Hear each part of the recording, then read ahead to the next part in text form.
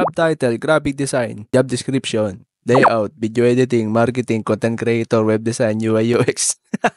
Okay, thank you for commenting 7-day weekend, no? Ito yung topic tungkol sa usapang employment about sa graphic artist or graphic design. Tama-tama yung sinabi mo na yan, no? Kasi pag nag-search ka ng job opening sa mga job sites, makikita mo graphic designer tapos sandamakmak na responsibility nandun. Out of scope na yung responsibility na hinahanap nila. Isang buong department na yun, no?